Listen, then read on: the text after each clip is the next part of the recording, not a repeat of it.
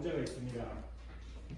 어떤 펑션 f가 있는데 0 또는 1을 받아서 0 또는 1을 내는 함수인데 우리가 몰라요.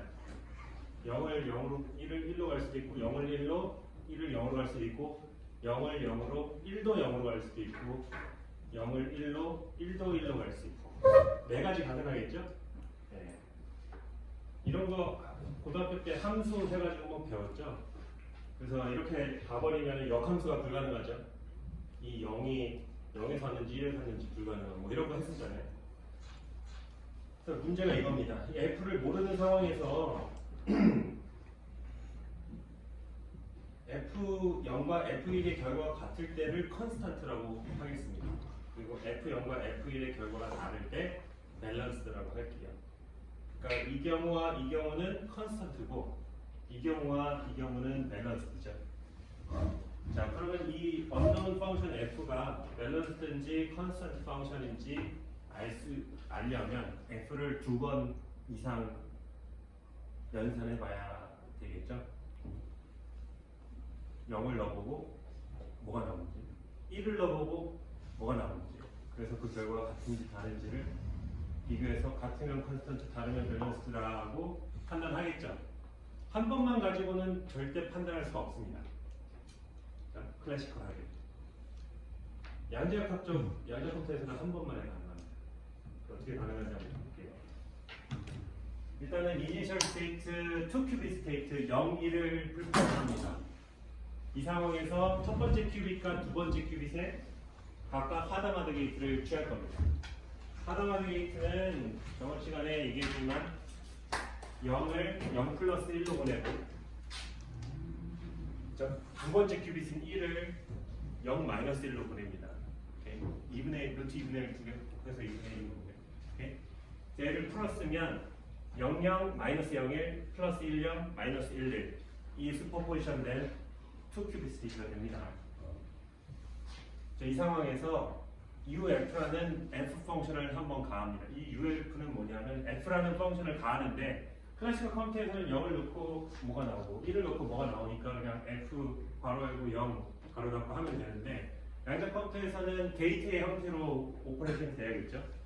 그래서 이 u라는 유니터리 오퍼레이터를 생각을 하는데 이게 uf가 뭘 하는 거냐면 x, y 2큐빅 스테이트에다가 이 uf를 가하면 두 번째 큐빗에 첫 번째 큐빗을 그러니까 두 번째 큐빗에 fx를 더해주는 연산을 하는 겁니다. 오케이? 그러니까 우리가 구하고 싶은 거는 fx예요. x를 넣어서 뭐가 나오는지 알고 싶은데 그 결과를 두 번째 큐빗에 쓰는 거예요. 오케이? 첫 번째 큐빗의 값을 f에 넣어서 나온 결과를 두 번째 큐빗에 써주는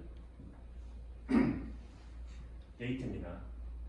네. 써주는데 두 번째 큐빗에 플러스를 해서 써줘요. 그래서 두 번째 이 플러스 동그라미가 뭐냐면 1 플러스 1은 0이라는 뜻입니다. 네.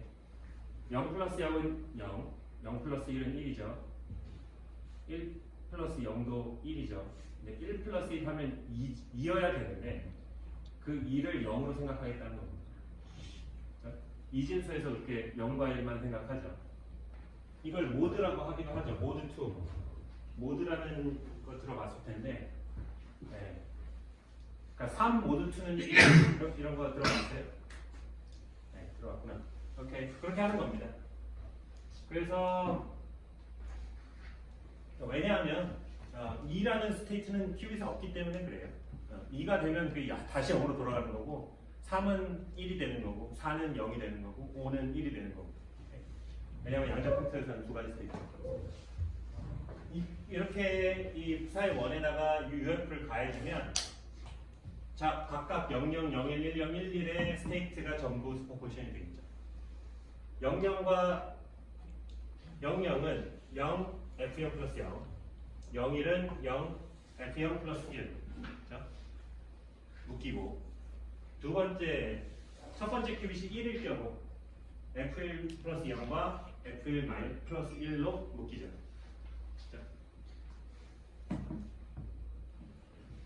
그걸 이렇게 다시 써줄 수 있습니다. 보세요. 이 부분을 한번 잘 보면 F0이 0이면 얘는 0 마이너스 1이죠. 지금 따라하고 있어요. F0이 1이면 얘는 1이 되고 얘는 0이 되니까 1 마이너스 0이죠. 그래서 F0이 0이면 그냥 0 마이너스 1이고 F0이 1이면 마이너스가 붙은 0 마이너스 1이 되는 거예요. 그래서 얘를 이렇게 써줄 수 있겠죠. F0이 0이면 얘는 1이니까 이 결과가 나오고 F0이 1이면 마이너스 1 곱해서 0 마이너스 1이 1 마이너스 0으로 바뀝니다. 마찬가지로 두 번째 큐빅도 그렇게 써주는 겁니다. 오케이? 네. 뭐 하는가 싶은데 자 이렇게 되면 두 번째 큐빅은 0 마이너스 1, 0 마이너스 1로 묶을 수 있죠. 0 마이너스 1로 묶을게요. 그러면 첫 번째 큐빅의 상태는 이거 플러스 이게 되겠죠.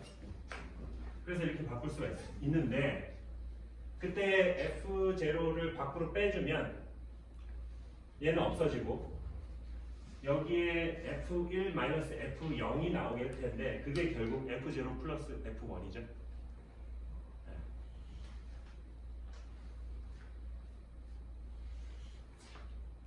그래서 첫 번째 큐빅을 위해 측정을 해줍니다. 자, 글로벌 페이지 무시하고 두 번째 큐빅은 신경 안 쓸게요. 첫 번째 큐빅만 우리 측정할 겁니다. 첫 번째 큐빅만 보면은 이런 상태예요. 그죠? 자, 저 상태에서 다시 하나마드 게이트를 취해줍니다. 그러면 0은 0 플러스 1이 되고 1은 0 마이너스 1이 되죠. 자, 이 상태에서 0은 0대로 1은 1대로 묶어줍니다. 그러면은 얘랑 얘가 묶여서 이게 되고요. 쟤랑 묶여서 이게 됩니다. 자, 그 다음에 첫 번째 큐빅을 측정을 해줍니다. 그러면 0이 나올 확률은 이거의 엡실론 스퀘어고요. 1이 나올 확률은 이거의 엡실론 스퀘어겠죠. 물론 이거 생각해서 만약에 0이 나오거나 1이 나오거나 둘 중에 하나겠죠. 아웃컴이 0이 나온다는 얘기는 뭐예요? F0 플러스 F1이 0이라는 뜻이죠. 또는 F0 플러스 F1이 0이었다면 얘는 뭐가 돼요? 얘는 2가 되고 쟤는 0이 되죠. 그러니까 두 번째 큐빅은 애초에 0 스테이트였으니까 당연히 언제나 0이 나오죠. F0 플러스 F1이 1이었다면 얘가 0이 되고 쟤가 1이 되기 때문에 가 아니고 얘가 0이면 얘가 2가 되고 제가 0이 되고 얘가 1이면 얘가 0이 되고 제가 1이 되고 그죠? 그래서 1이 나왔었을 겁니다. 무슨 얘기냐면 첫 번째 큐빅을 측정했는데 0이 나오면 F0와 F1이 같다는 얘기고요. 밸런스다라는 얘기고 컨스턴트라는 얘기고 첫 번째 큐빅의 측정 결과가 1이었다면 F라는 펑션이 밸런스라는 얘기입니다. 이게 양자 알고리즘입니다. 이런 식으로 이게 내가 여러분들한테 설명할 수 있는 가장 쉬운 양자 알고리즘이고 그 외에 뭐 팩토라이제이션이나 뭐 서칭 알고리즘 이런 것들은 훨씬 어렵습니다만은 다 따라갈 수 있어요 사실. 지금 뭘 하려면 양자 컴퓨터로는 0,1이라는 상태를 만들고 하나마드 게이트로 이 0과 1을 각각 0 플러스 1, 0 마이너스 1을 쫙 펼쳤어요. 그래서 0, 0, 0, 1, 1, 0, 1, 1이 모두 슈퍼포지션된 상태로 만들었습니다. 모든 가능한 컴비네이션을 다 만들어 놓고 거기에 게이트를 한 번만 빵 때려주니까 모든 가능한 컴비네이션에 전부 오퍼레이션된 결과가 다시 컴비네이션으로 나온 결과가 나왔죠. 걔를 다시 하드마드 게이트를 통해서 합쳐주고 측정한 겁니다. 약간 그런 느낌이에요. 하드마드 게이트는 0을 0 플러스 1, 1을 0 마이너스 1로 바꿔준다고 했잖아요. 약간 펼쳐주는 느낌이에요. 책이 있으면은 하드마드 게이트를 취하면은 모든 페이지를 다 펼쳐줘요. 그 다음에 거기에 한 번의 게이트를 빵 때려주면 모든 페이지에 오퍼레이션이 다 들어가죠. 그 다음에 막 이런저런 짓을 막 한 다음에 다시 하드마드 게이트를 취하면 그게 책이 다시 접힙니다. 그 결과를 한 번 딱 측정함으로써 여러 번 연산을 했어야 얻을 수 있는 정보를 한 번 또는 그 여러 번이 아닌 몇 번 만에 또는 한 번 만에 얻을 수 있는 마법 같은 일이 지금 일어났습니다. 이런 거예요. 양자 컴퓨터라는 건 이런 거. 질문 있어요?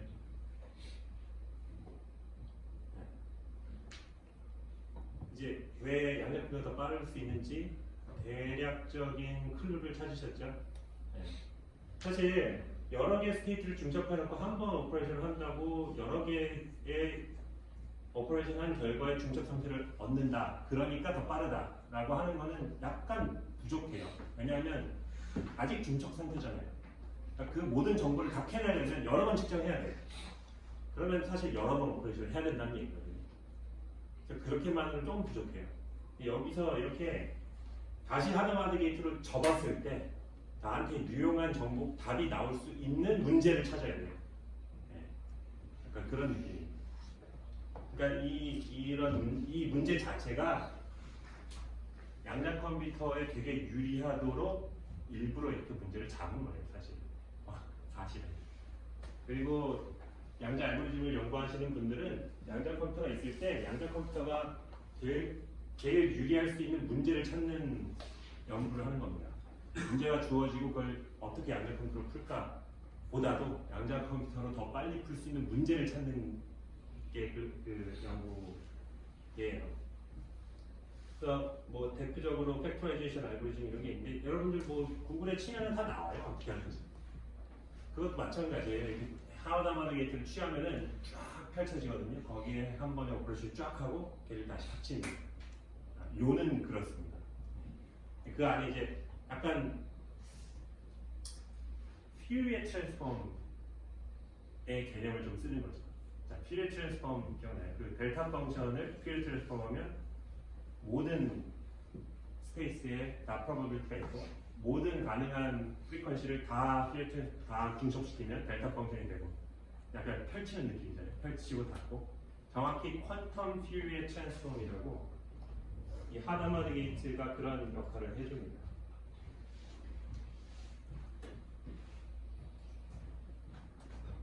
보면은 모든 가능한 양자 상태가 중첩되어 있는 상태에서 퀀텀 퓨리에 트랜스폼을 해주면은 어떻게 해가지고 유용한 정보가 나온다. 네. 그런 거거든요. 이걸 이용해서 주기를 찾아요.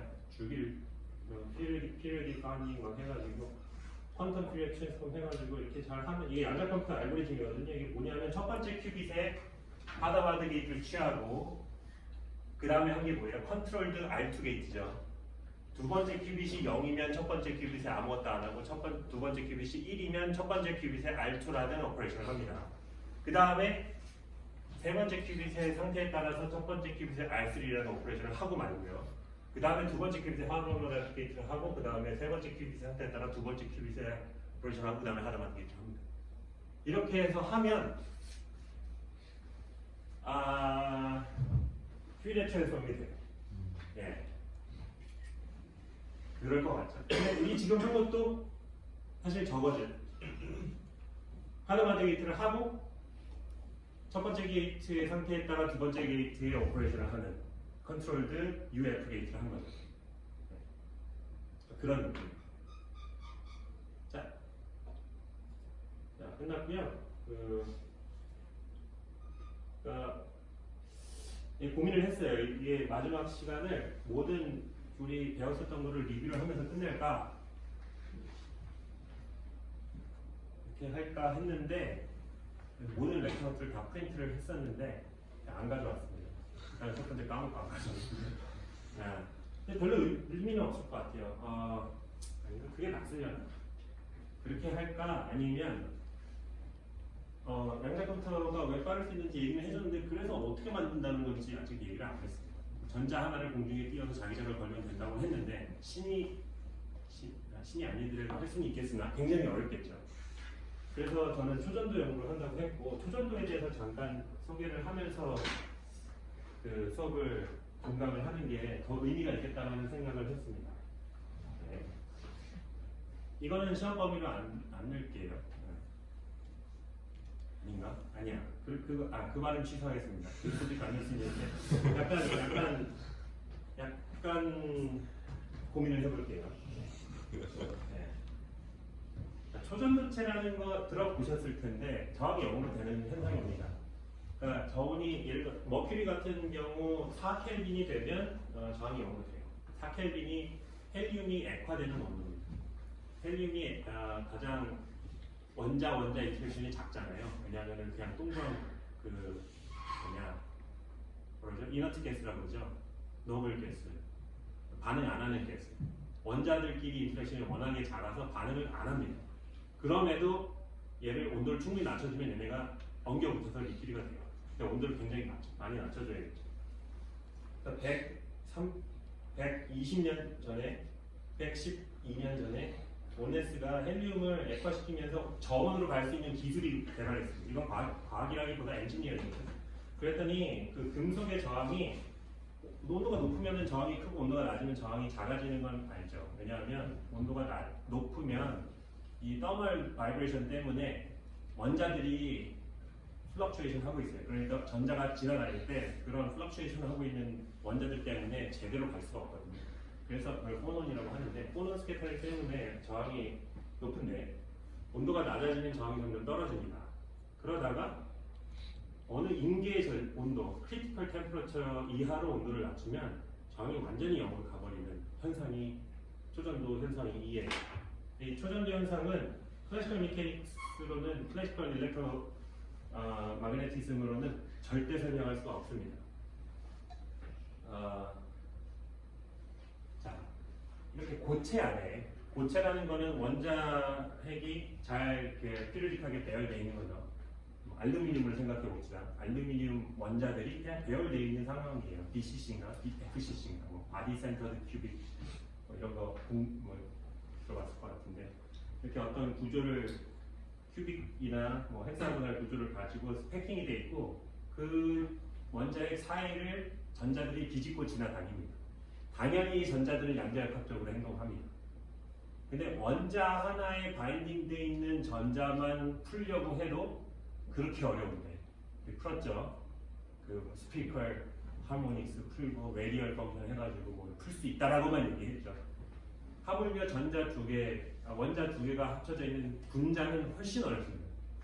근데 본체는 10의 23승계의 원자핵에 대한 포텐셜을 풀어야 돼요. 그러니까 훨씬 어렵겠지만 이제 끝과 끝은 닿는다고. 이렇게 굉장히 피리오딕한 포텐셜을 가지고 있으면 굉장히 쉽게 풀 수 있는 이론이 있어요. 이거는 고체 물리를 배우면 알게 됩니다. 대학교 4학년인데 한번 선택해 보세요. 어쨌든 상황은 이렇습니다. 원자핵 사이를 전자가 비집고 돌아다니는데 이 전자는 네거티브 차지고 원자핵은 포지티브 차지죠. 그래서 전자가 휙 지나가면 원자가 순간적으로 그 전자 쪽으로 살짝 흐릅니다. 아주 살짝. 물론 매스가 전자가 훨씬 작기 때문에 전자가 지나간다고 얘가 막 많이 흔들리지 않겠지만 그래도 전자와 원자핵은 인력이 작용하고 있잖아요. 그래서 전자가 쓱 지나가면 그 지나간 자리 쪽으로 원자가 살짝 디포메이션이 돼요. 원자들이 원래 위치에서 살짝 디포메이션이 되면 다른 위치보다 이쪽이 좀 더 파지티브리 차지된 거겠죠. 아주 살짝이나마 순간적으로. 물론 시간이 지나면 원래 상태로 돌아갑니다. 원래 상태로 있다가 전자가 확 지나가면 순간적으로 쏠렸다가 다시 원래 상태로 돌아가요. 근데 그 순간적으로 쏠렸을 때 그 부위가 살짝 다른 위치보다 포지티브하게 보이기 때문에 두 번째 전자가 그쪽으로 끌려 당겨집니다. 무슨 상황인지 알겠어요? 또는 이렇게 생각해요. 침대에 볼링공을 놔뒀는데 볼링공을 넣으면 침대가 꺼지죠. 한쪽도 넣으면 침대가 꺼집니다. 근데 그 한 볼링공이 꺼지게 만든 꺼진 그쪽으로 두 번째 볼링공이 딸려 들어오는 상황을 한번 생각해 보세요. 뭔지 알겠어요? 친구가 여기 앉아 있고 내가 여기 앉아 있는데 내가 탁 앉으니까 친구가 내 쪽으로 끌려 당겨지겠죠. 그 매트리스 꺼지면서 이런 상황. 이게 사실은 정확히 중력이 작용하는 현상이기도 하죠. 네, 상대론 지금 배워서 알겠지만 아닌가? 뭐 그런 일반 상대성인가? 하여튼 일반 상대성 이론에서는 매스가 큰 물질은 그 매스가 큰 그 주변의 시공간을 휜다고 하죠. 그래서 이겁니다. 지금 이 매스가 큰 볼링공이 매트리스를 휘게 한 거예요. 네, 그런 개념으로 생각하시면 됩니다. 그래서 매스가 큰 블랙홀 주변의 시공간이 휘면서 빛은 공간상을 직진을 하지만 그 공간 자체가 커브가 되어 있기 때문에 빛이 휘게 되는 거라는 거 아마 들어봤을 거예요. 똑같습니다. 똑같게 두 개의 파티클이 어떤 매개자로 인해서 인력이 작용하는 상황이에요. 여기서는 두 개의 볼링공이 침대 매트리스를 매개로 해서 인력이 작용한 거고, 매스 1과 매스 2는 시공간이 휘면서 서로 인력이 작용한 거고, 전자기에서 쿨럼 인터랙션, 전자와 전자가 밀친다고 하죠. 이거는 뭐가 메디테이트한다면 포톤이 메디테이트하는 겁니다. 전자와 전자가 포톤을 주고받으면서 서로 밀치는 거예요. 이런 중간자의 미디에이터가 있는데요. 이 상황에서는 전자와 전자를 서로 끌어당기게 하기 위해서 하게 하는 이 아이언 레티스, 이 구조 자체가 그런 역할을 해준 거예요. 침대 역할을 해준 거예요. 이 전자와 이 전자는 볼링공이고, 그래서 전자와 전자가 원래는 서로 밀쳐야 되지만 차지가 같아서 이렇게 고체 안에 있으면 레티스의 그 물렁물렁한 그런 레티스 때문에, 레티스 바이브레이션 때문에, 더 유식한 말로 포논 인터랙션 때문에 전자와 전자가 서로 인력이 작용할 수가 있습니다. 그러면 두 개의 전자가 서로 하나의 파티클처럼 행동할 수 있어요. 오케이. 근데 얘기했죠. 전자는 스핀이 2분의 1입니다. 전자 스핀이 2분의 1인 파티클이 합쳐지면 스핀이 얼마겠어요? 1이에요. 사실 0도 될 수 있고 1도 될 수 있는데, 그거에 대해서는 사실 얘기를 안 했는데, 어쨌든 스핀 할프인 입자와 스핀 할프인 입자가 합쳐지면 스핀 인테저가 됩니다. 자, 스핀 인테저는 보존이죠. 이걸 쿠퍼 페어라고 합니다. 사람 이름이에요. 보존은 하나의 양자 상태에 여러 개의 파티클이 하나의 동일한 양자 상태를 가질 수 있죠. 파르미온은 그럴 수 없기 때문에 1s 오비탈, 2s 오비탈 차곡차곡 차 올라가야 되는데, 전자가 보존이었다면 1s 오비탈의 모든 전자가 다 쌓일 수 있습니다. 온도만 충분히 낮다면. 온도가 막 높으면 더멀 플럭츄에이션 때문에 전부 그라운드 스테이트를 안 가고 막 여기저기 흩어질 겁니다. 더멀 디스트리뷰션 보사인 범위 그렇지. 하여튼 더멀 플럭츄에이션 때문에 원자가 그 상태가 그라운드 스테이트를 안 갈 텐데, 온도가 충분히 낮다면 보존이라는 파티클은 아무리 파티클이 많아도 전부 그라운드 상태에 있을 수 있습니다. 그래서 이 쿠퍼 페어는 전자로 이루어져 있지만 보존처럼 행동하고, 온도가 충분히 낮다면 4켈빈 이하로 온도를 충분히 낮추면 이 알루미늄 안에 있는 10의 23승계 정도 되는 많은 전자들이 쿠퍼 페어를 이루고, 그 많은 쿠퍼 페어들이 전부 하나의 그라운드 상태로 있을 수 있어요. 그래서 그 그라운드 상태를 푸사이라고 쓰겠습니다. 이거를 매크로스코픽 퀀텀 페노미나라고 해요. 거시적 양자 현상. 저는 양자역학적인 현상은 미시적인 상태에서만 일어난다고 지금까지 얘기를 했는데, 아닙니다. 거시적인 스케일에서도 나타날 수 있어요. 보존이다. 보존이 뭐가 있어요? 포톤이 있죠. 포톤 보존입니다. 그래서 포톤은 여러 개의 포톤이 중첩되어 있어도 양자역학적인 현상을 이루고요. 그게 레이저입니다. 그게 레이저예요. 양자 광학이라는 분야는 매크로스코프격의 많은 포톤을 다루지만 양자역학을 서술할 수 있습니다. 그래서 김윤호 교수님이나 신혜득 교수님이나 박지우 교수님이나 이런 분들은 레이저를 가지고 양자역학을 연구를 하세요. 왜냐? 양자역학적인 현상을 보이니까. 미시적인 거 가지고 양자역학 연구하면 안 되나요? 되죠. 근데 어려워요. 엄청. 전자 하나 가지고, 포톤 하나 가지고 연구하기는 너무 어려워요. 우리가 인간이다 보니까. 네. 그래서 우리 연구자들 중에 이렇게 많이 연구되는 분야가 이렇게 매크로스코픽한 양자역학적인 현상이 나타나는 좀 쉬운 시스템을 찾아 헤맵니다. 그게 레이저고, 그게 초전무치입니다.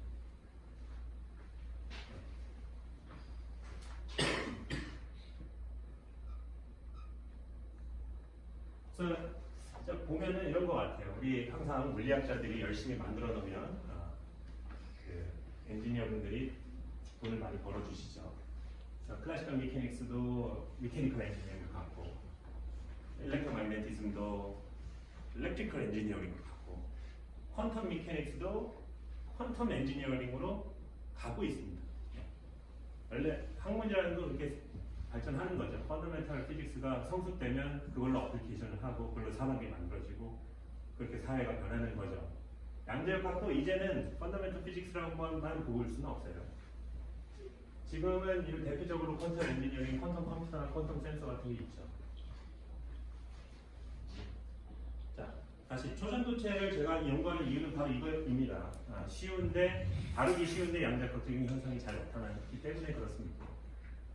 그래서 알루미늄이 1켈빈 이하로 되면 초전도체가 되는 메탈이에요. 나이로뮴이라는 물질도 그렇고 뭐 여러 가지 물질들이 있는데 가장 여러분들이 쉽게 아는 메탈 중에 초전도체인 물질이 알루미늄입니다.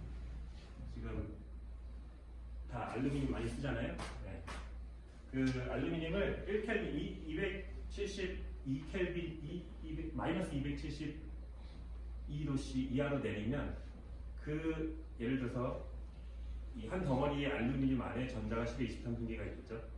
그 온도가 1켈빈 이하로 내려가는 순간 그 안에 있는 모든 전자가 하나의 웨이브 펑션으로 기술될 수 있다는 얘기고요. 그 안에 모든 전자가 마치 1kg의 알루미늄 공이지만 그 안에 있는 전자는 원자 하나 또는 전자 하나의 웨이브 펑션과 똑같이 기술될 수 있습니다. 그래서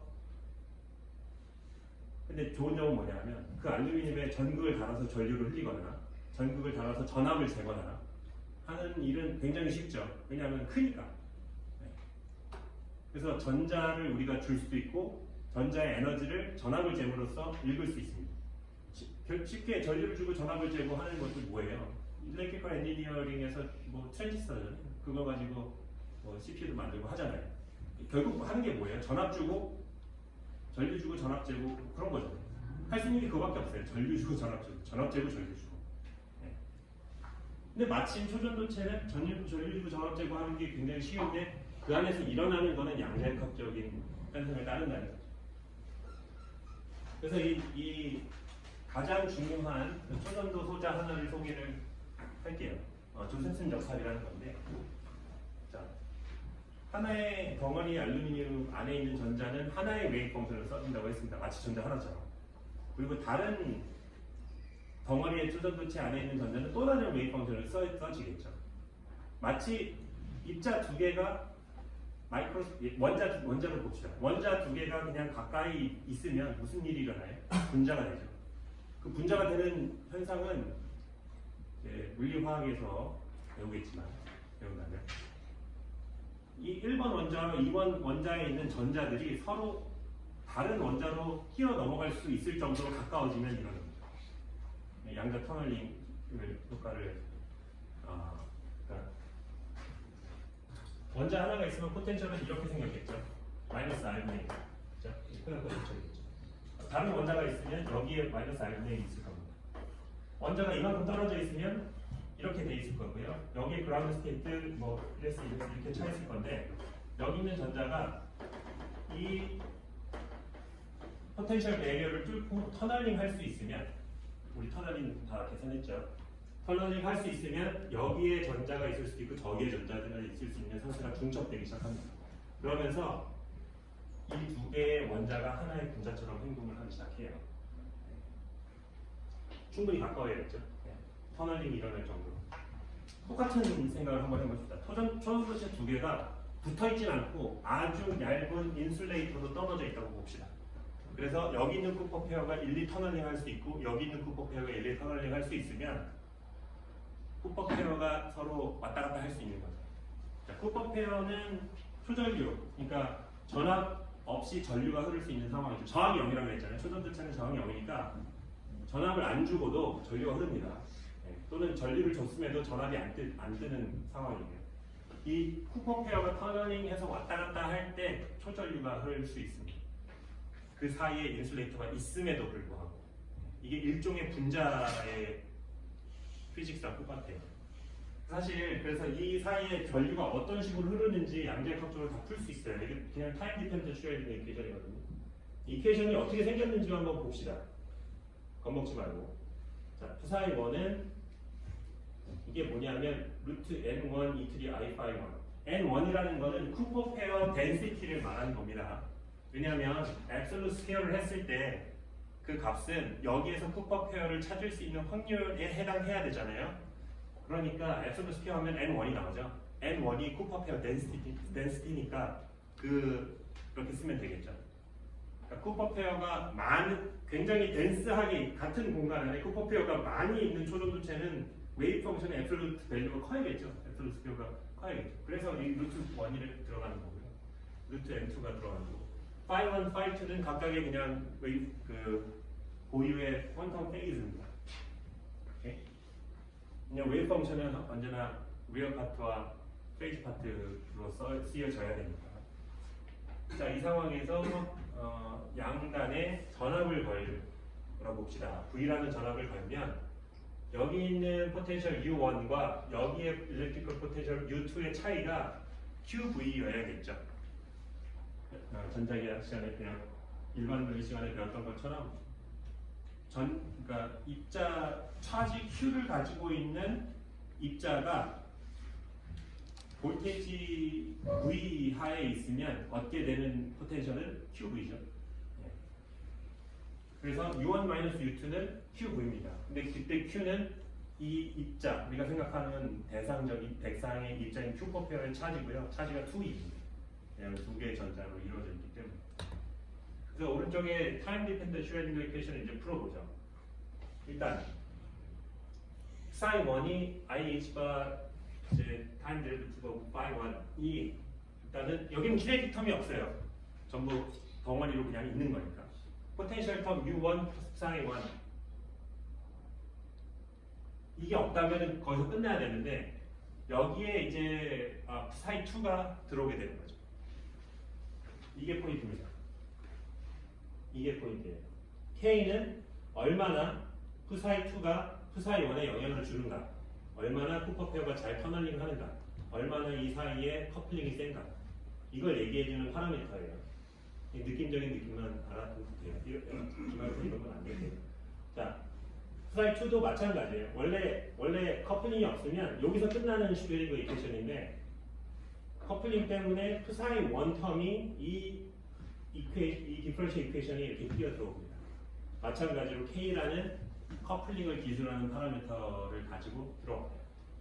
그 다음에 이렇게 쭉 나오는 건 뭔가 하냐면은 여기 N1, E3I, Phi 1 있잖아요. 요거를 이제 psi 1에다 집어넣고 N2, Phi 2를 psi 2에 집어넣고 그 다음에 이제 리얼 파트랑 이미지너리 파트로 나눠가지고 리얼 파트는 리얼 파트와 같고 이미지너리 파트는 이미지너리 파트와 같다라고 해서 풀면 이런 결과가 나옵니다. 이때 이 N1이 시간에 따라 바뀌는 양은 이거고요. N2가 시간에 따라 바뀌는 양은 이겁니다. 근데 보시면 이것과 똑같죠? 부호만 다르고. 얘기는 뭐냐면 N1에서 시간당 이만큼의 캐리어 덴시티가 쿠퍼 페어가 줄고 N2로는 시간당 이만큼의 쿠퍼 페어가 는다는 얘기예요. 뭐예요? N1에서 N2로 쿠퍼 페어가 이동한다는 얘기죠. 뭐예요? 이게 커런트예요. 이게 커런트입니다. 여기에 2E만 곱하면 이게 커런트입니다. 시간당 움직이는 차지가 커런트니까. 바이 데피니션. 그게 다 상수고 phi가 뭐냐면 phi 2 minus phi 1입니다. 자, 양자역학에서는 페이지의 절대값은 피지컬 미닝이 없다고 했죠. 그러니까 phi 1, phi 2라는 값은 각각은 의미가 없습니다. phi 2 minus phi 1이라는 페이지 디퍼런스만 의미가 있어요. 그래서 그 페이지 디퍼런스 phi가 제일 중요한 파라미터입니다. 그래서 다 정리하면 커런트는 sin phi에 비례합니다. 앞에는 다 상수고. 그래서 슈퍼 커런트는 sin phi다. 비례상수 IC라고 한 이유는 뭐냐면 sin phi가 가질 수 있는 최대값이 뭐예요? 1이죠. 그러니까 슈퍼 커런트가 가질 수 있는 최대값을 임계전류 IC라고 하면 이렇게 쓸 수밖에 없죠. 그죠? 슈퍼 커런트가 가질 수 있는 값은 IC입니다. 왜냐하면 sin phi의 최대값이 1이니까. 보여주기가 쉽죠. 일단 수학적으로 그래요. 두 번째, 이미지너리 파트가 같다고 놓으면 무슨 결과가 나오냐면 phi 1의 시간에 따른 변화량, phi 2의 시간에 따른 변화량이라는 게 계산이 돼요. 근데 아까도 말했지만 페이지 디퍼런스가 중요하다고 했죠. 그래서 페이지 디퍼런스의 시간에 따른 변화를 구하려면 여기서 여기를 빼야죠. 보면은 다행히 이 텀이 지워지죠. 그리고 요것만 남죠. 여기서 요걸 빼면 이렇게 되죠. 여기서 이걸 빼면 정리하면 뭐예요 이거? 그냥 2, 2, H바 이거 다 상수고 전압이죠. 자, 페이지 디퍼런스는 시간에 따라 변하는데 그 비율이 전압에 비례한다 라는 뜻이에요. 오케이? 이거를 AC 조셉슨 릴레이션이라고 합니다. 자, DC 조셉슨 릴레이션은 슈퍼 커런트가 어떻게 흐르는지, AC 조셉슨 릴레이션은 페이지 디퍼런스가 시간에 따라 어떻게 바뀌는지인데, 페이지 디퍼런스가 어떤 유한한 값으로 시간에 따라 안 바뀌는 컨스탄트라고 봅시다. 그러면 전압은 얼마겠어요? 0이겠죠. 근데 sin 파이는 0이 아닐 수가 있죠. 뭐야? 전압은 0이지만 슈퍼커런트는 유한한 소전류가 흐르는 상황을 우리가 기술을 할 수가 있어요. 이게 되게 이상하죠. 이게 자 전류와 전압은 그냥 저항으로 비례해가지고서 비례해야 되는 거 아닌가? 네. 저항 그냥 클래시컬한 저항일 때는 그렇습니다. 클래시컬한 저항일 때는 전압은 저항 곱하기 전류죠. 그래서 전압과 전류가 그냥 리니어해요. 그냥 그런 되게 재미없어요. 근데 그냥 리니어하면 이거 가지고 유용한 소재를 만들 수가 없어요. 그래서 일부러 PN 정션을 만들죠. 일부러 PN 정션을 굳이 만듭니다. 왜냐? PN 정션은 IV 커브, 커런트 볼테지의 커브를 보면 전압이 파지티브로 걸릴 때는 전류가 흐르지만 전압이 네거티브로 걸리면 전류가 안 흐르죠. 약간 그 렉티피케이션이 일어나잖아요. 그럼 PN 정션을 합쳐서 PNP, NPN 트랜지스터를 만들고 그걸 이용해서 증폭기로 만들고 그걸 이용해서 뭘 막 만들죠. 그렇게 할 수 있는 이유는 애초에 이 커런트와 볼테이지가 리니어하지 않기 때문에 가능한 겁니다. 이 조셉슨 접합도 대표적인 난리니어 소자인 거예요. 전류와 전압이 비례 상황이 아니죠. 지금 비례 상황도 아니고 되게 이상하게 꼬여 있어요. 자, 페이지 디퍼런스의 사인이 전류고 페이지 디퍼런스의 시간 변화량이 볼테이지예요. 이걸 어떻게 엮을까 한번 생각해 보면 인덕터를 생각할 수가 있습니다. 조셉슨 접합은 인덕터인데요. 왠지 설명을 할게요. 이게 이제 조셉슨 접합을 왜 큐빗으로 쓸 수 있는지 그 이유에 대한 건데, 인덕터라는 거 기억나요? 인덕터는 뭐죠? 전류의 그 코일에 계속 일정한 전류를 흘리고 있다고 봅시다.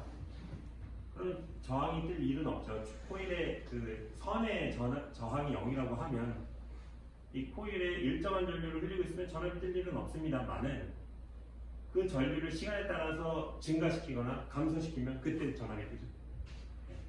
전압을 갑자기 올리거나 갑자기 줄이면 그 시간에 따른 변화량에 비례해서 전압이 뜹니다. 그리고 그 비례 상수가 인덕터예요. 왜냐하면 전류가 바뀌면 플럭스가 바뀌고 시간에 따라 플럭스가 바뀌면 맥스웰 이퀘이션에 의해서 전압이 뜨기 때문인데, 인덕터라는 건 그런 겁니다. 전류가 시간에 따라 바뀌었을 때 전압이 뜬다. 그때 비례 상수다. 이거 리마인드 한번 해주고요. 다시 조셉슨 접합으로 돌아옵시다. 마찬가지로 조셉슨 접합에 흐르는 전류를 시간에 따라 바꾼다고 한번 생각해 볼게요. 근데 전류가 아까 사인 파이라고 했잖아요. 그러니까 전류를 시간에 따라 바꾸려면 파이, 페이지 디퍼런스를 시간에 따라 바꿔야 돼요. 그죠? 근데 AC 조셉슨 릴레이션에 의해서 시간에 따라서 페이지를 바꾸면 전압이 뜬다고 했잖아요. 그죠? 마치 인덕터처럼 행동하죠. 전류를 바꾸니까 거기에 상응하는 전압이 뜨는 상황이에요. 결론적으로. 그래서 시간에 따른 전류의 변화를 이렇게 표현할 수 있죠. 요 D5로 나눠서. 요거는 DC 조셉슨 릴레이션십에 의해서 IC 코사인 파이고, 요거는 AC 조셉슨 릴레이션에 의해서 그냥 V입니다. 그래서 얘를 정리를 하면 이렇게 쓸 수 있습니다. 시간에 따른 전류의 변화량이 전압에 비례하는데 그 비례 상수가 상수가 아니고 코사인 파이에 비례해요. 네? 알겠어요? 그러니까 이게 뭐냐면 난 리니어한 인덕터입니다. 그러니까 인덕터면 인덕터지 난 리니어 인덕터는 뭐냐? 여러분들이 알고 있는 일반 물리 시간에 배운 인덕터, 코일 이거는 전류의 양이 굉장히 큰 데서 바뀌든 작은 데서 바뀌든 상관없이 전류의 양에 상관없이 인덕터 값 자체는 일정하잖아요. 마치 저항이 전류가 크든 전류가 작든 그 저항 자체는 일정하잖아요.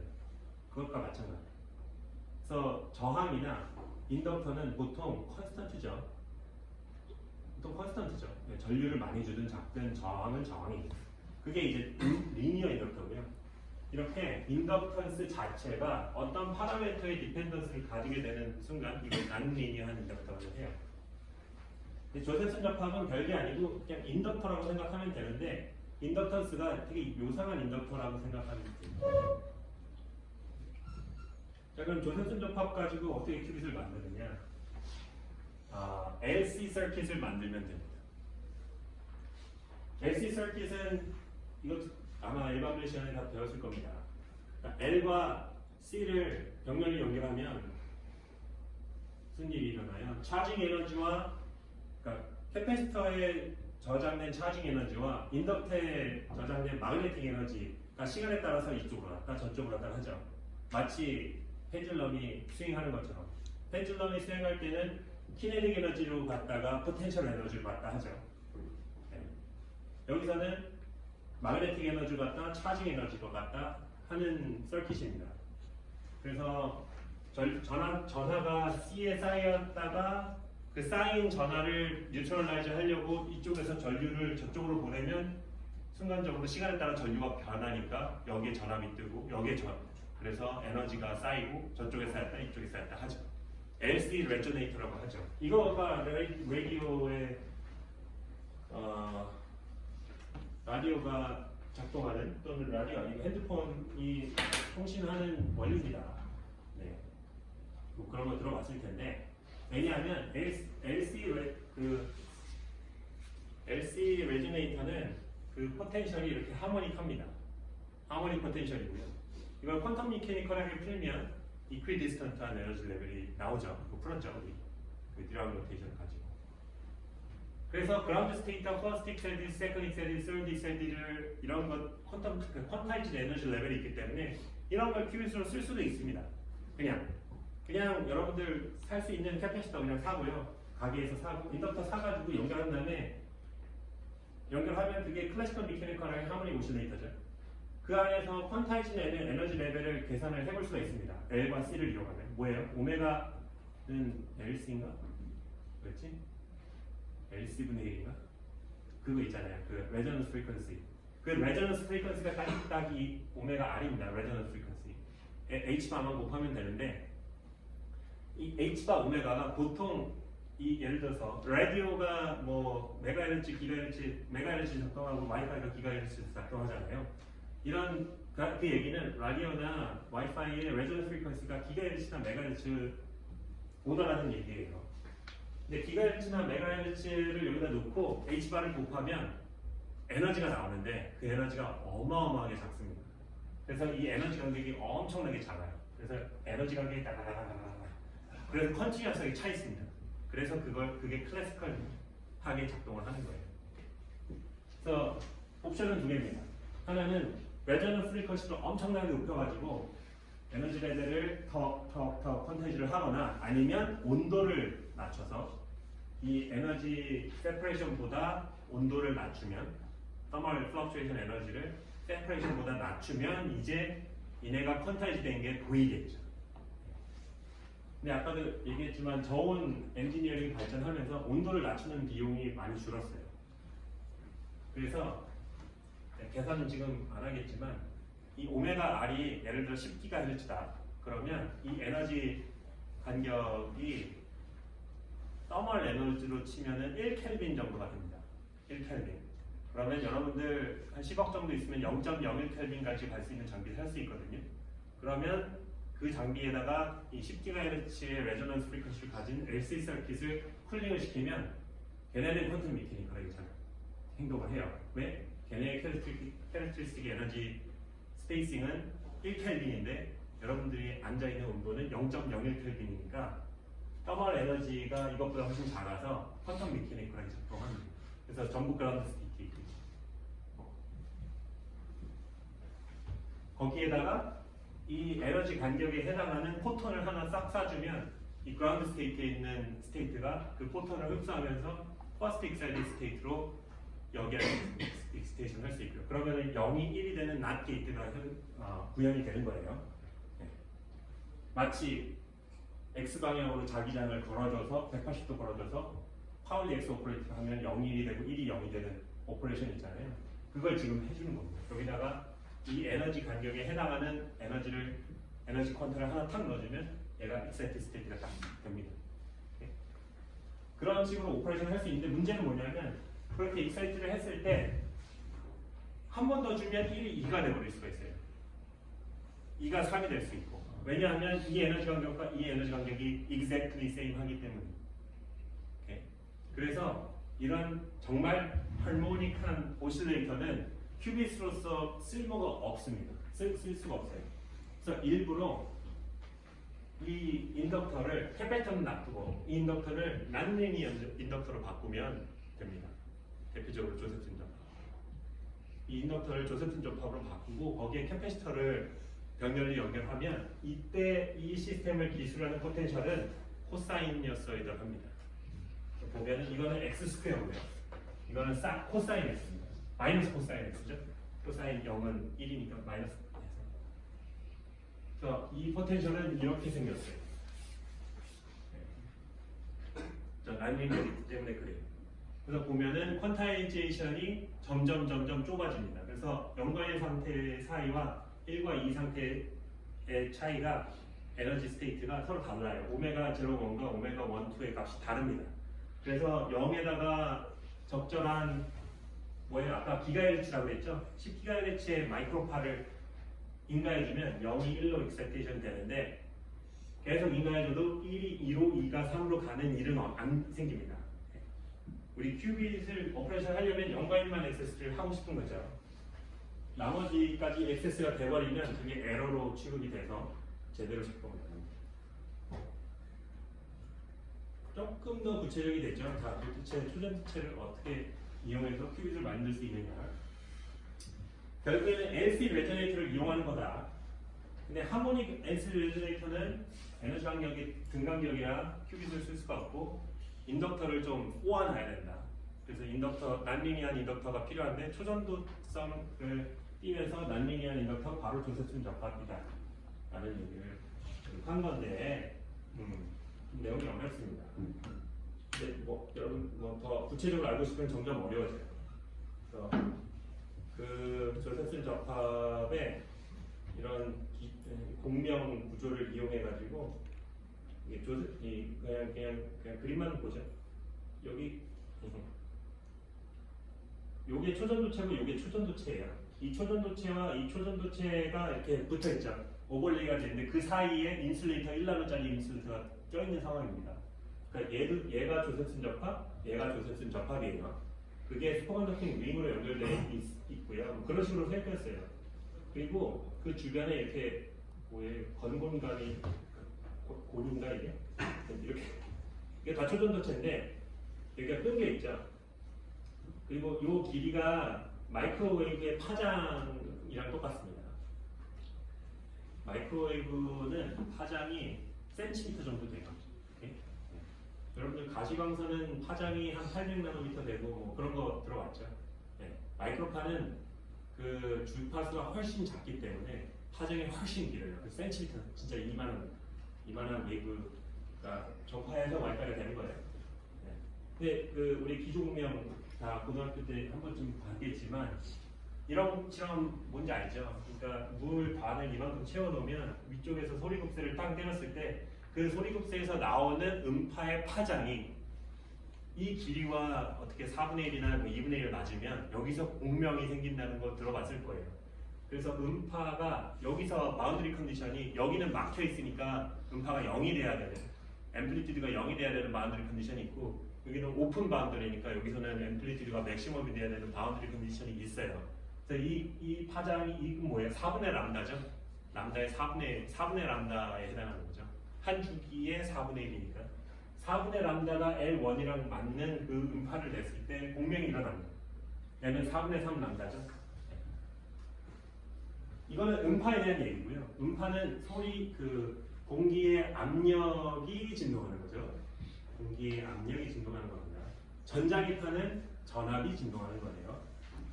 그래서 전자기파는 진짜 이렇게 전압이 진동하고 자기장과 진동하면서 빛이 진행을 하죠.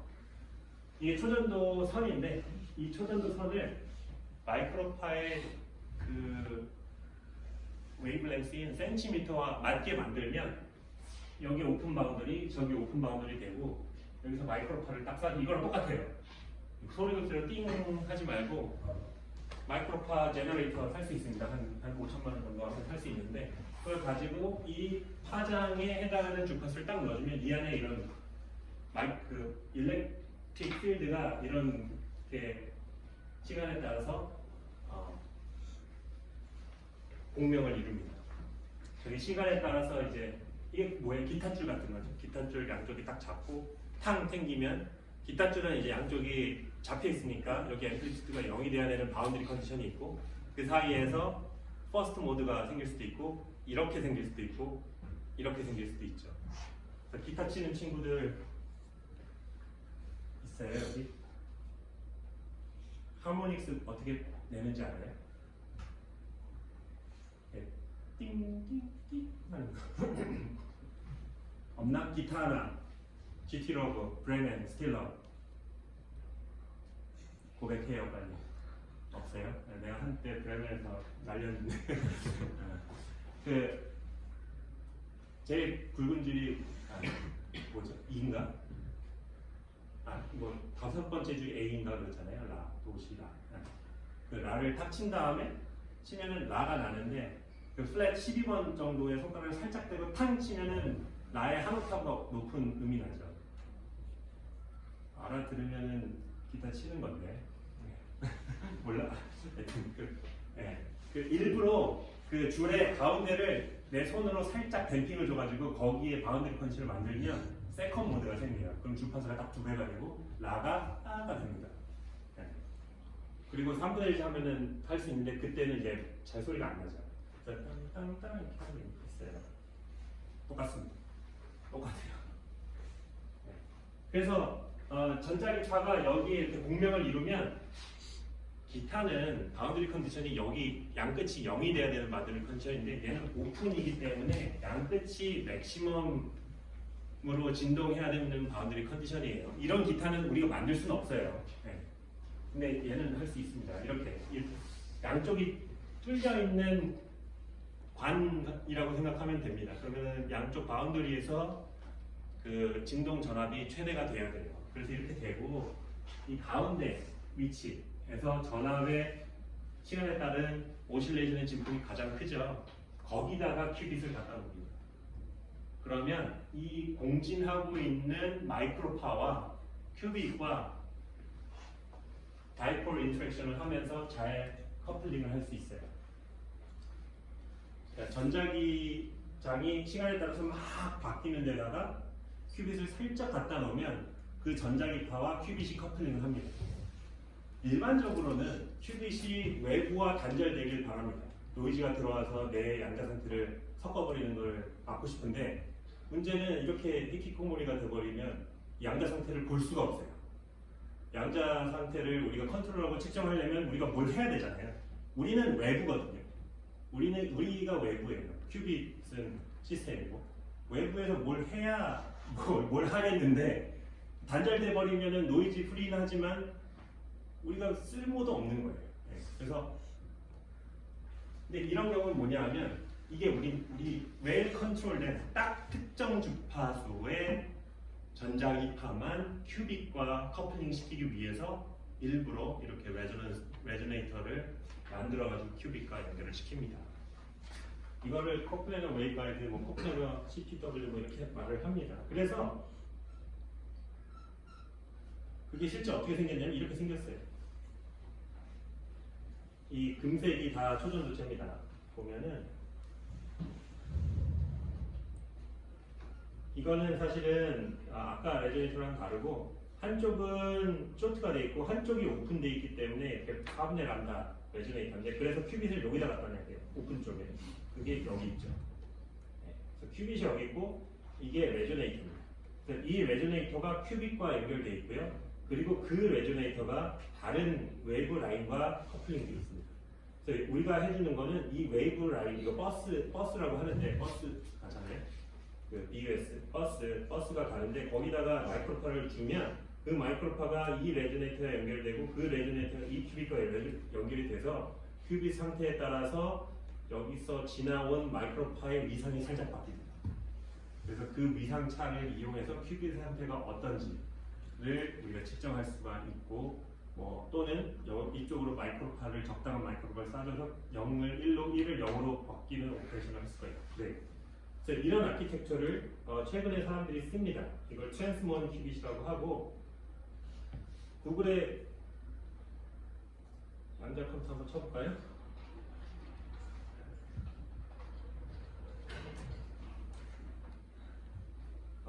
예, 이게 그 10mm 켈빈 내려가는 장비들이에요. 구글 CEO는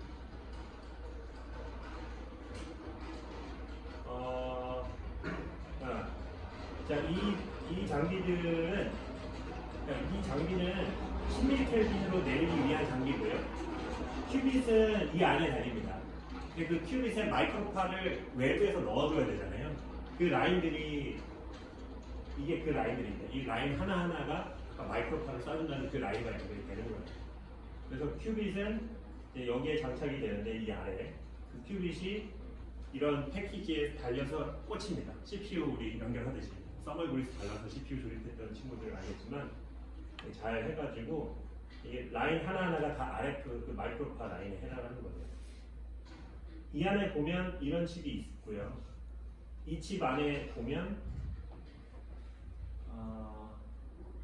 이 칩 안에 보면 이런 칩이 있고요.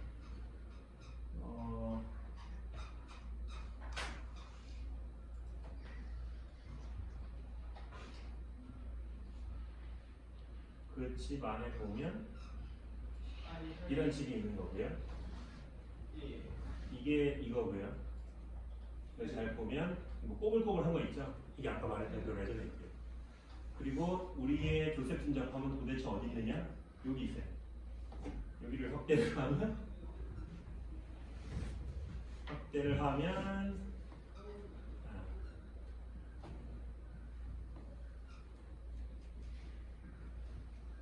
이렇게 생긴 거고요. 여기를 확대하면 이렇게 생긴 거고 여기를 확대하면 여기 조셉슨 접합이 있어요. 이게 결국 서킷으로 보면 뭐냐면 조셉슨 접합의 캐패시터를 그냥 벽면을 연결한 거예요. 이게 캐패시터예요. 그냥 캐패시터라고 뭐 이렇게 그 메탈에 인슐레이터 깔고 메탈을 깔고 이렇게 만들어야만 하는 건 아닙니다. 이렇게 만드는 이유는 캐패시터를 크게 만들려고 이렇게 만들어요. 근데 우리는 캐패시터가 그렇게 크게 필요한 건 아니에요. 그래서 그냥 일렉트로드가 근처에서 대충 있으면 떨어져 있잖아요. 그 캐패시터가 생깁니다. 그걸 이용해서 이렇게 플래너하는 캐패시터를 만들죠. 네? 진짜 이렇게 만듭니다. 저는 안 만들어요. 왜냐하면 구글이랑 서버에 이길 수가 없으니까. 그래서 약간 얘기했지만 이게 다 하나하나가 다 테크놀로지예요. 초전도체는 어떤 물질을 쓸 거냐, 물질도 들어와야 되고 어떤 식으로 증착할 거냐, 이베퍼레이션 할 거냐, 그로스를 할 거냐, PLD를 할 거냐, ND를 할 거냐, 여러 가지 방법으로 필름을 그로스 해야 되고. 그다음 패터닝은 이빙 리스터, 포토 리스터, 그다음에 에칭, 케미컬은 어떻게 해야 될 건지, 패브리케이션, 나노 패브리케이션 파트가 있고, 그다음에 애초에 이 LC 서킷을 생각한 그 아키텍처가 있죠. 애초에 어떤 구조로 만들어야 큐빗이 가장 외부와 단절되면서도 우리가 원할 때 커플링할 수 있는지. 그래서 이 트랜스몬이 히트 친구, 이 트랜스몬 지난 30, 40년 동안 연구자들이 열심히 연구해서 찾아낸 베스트예요. 여러분들 지금 보고 있는 거는 3, 40년의 그런 노가다를 지금 스킵하고 본 겁니다. 간만 본 거죠. 그리고 걔네를 RF 라인을 꽂아야 되는데 RF 라인은 그냥 그 여러분들 TV 케이블 뒤에 보면 동축 케이블이라고 이렇게 퀘셜 케이블로 돼 있죠. 센터에 시그널이 있고 외부는 그라운드 실드가 돼 있습니다. 그래서 이렇게 꽂아서 이렇게 꽂는 거 이런 케이블 아마 본 적 있을 거예요. 동축 케이블.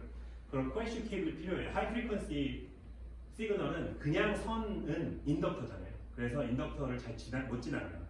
그래서 동축 케이블 같이 센터 핀이 있고 그라운드로 잘 쌓여져 있는 좀 굵은 선이 필요해요. 그래야 기가 에너지가 잘 들어가는데 문제는 선이 굵어지면 뭐예요? 열도 잘 들어오죠. 그래서 굵은 선을 여러 개를 박아놓으면 이 냉각기가 외부에서 들어오는 열을 감당하지 못하고 쿨링이 안 돼요. 그래서 쿨링 파워가 센 그 크라이오제닉 인스트루먼트도 개발해야 되고, 그다음에 더멀 로드는 적으면서 이제 마이크로파가 잘 들어가는 선제도 개발해야 되고, 그다음에 뭐 그래서 이런 어마어마한 그런 장비도 만들어야 되고요.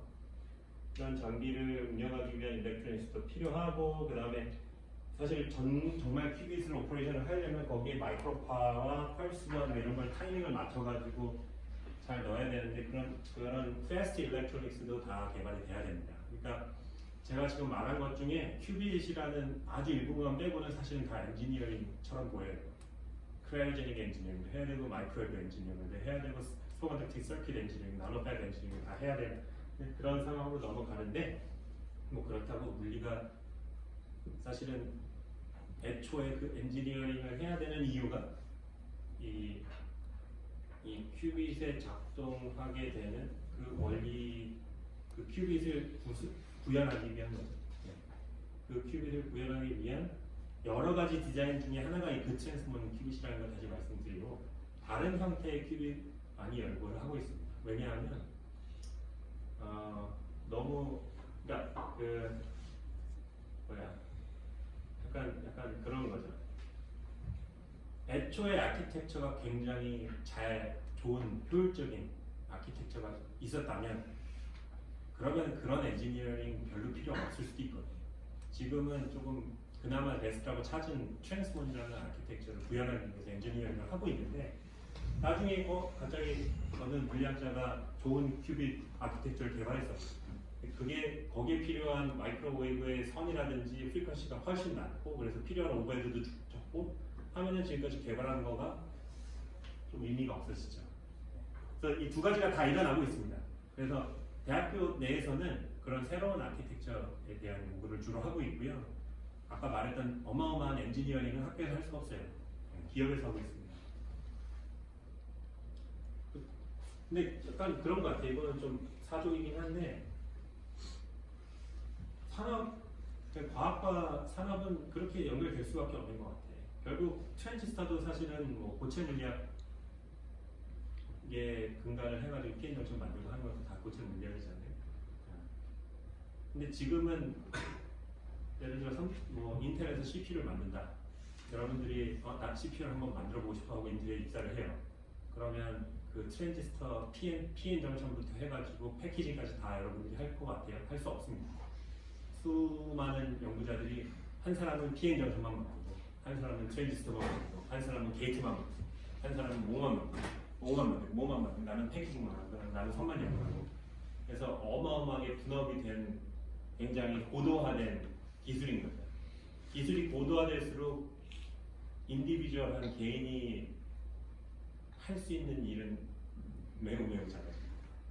아주 톱니바퀴 하나 톱니바퀴에 톱니살 하나 정도의 역할을 할 수밖에 없겠죠. 왜냐하면 기술이 그렇게 고도화되는데. 그래서 거기서 갈리는 것 같아요. 사람 그 성향이 나는 큰 그림의 그런 파트를 하나 맡아가지고 정말 임팩트 있는 일을 하고 싶다. 그것도 당연히 임팩트 있는 일입니다. 그 취향의 문제겠죠.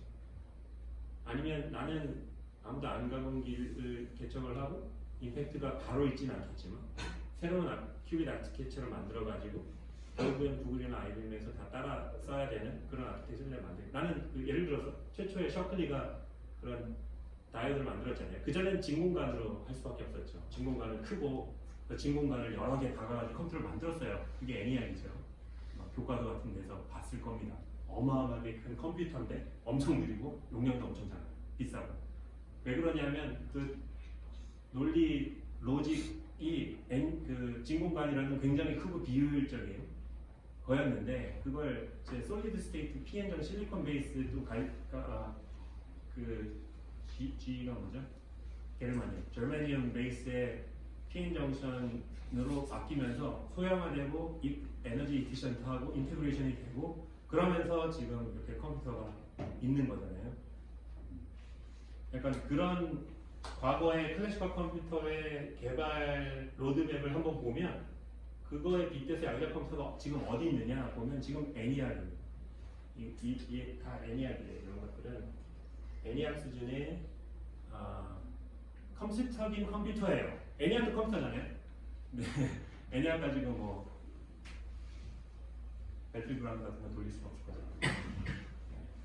그러니까 그런 거예요. 애니악 가지고 10만 더하기 뭐 20만 이런 건 계산할 수 있을 텐데 예를 들어 지금 이 컴퓨터로도 계산할 수 있어요. 15를 소인수피하면 3 곱하기 5가 나온다. 뭐 이런 걸 계산할 수 있는데 그런 수준입니다.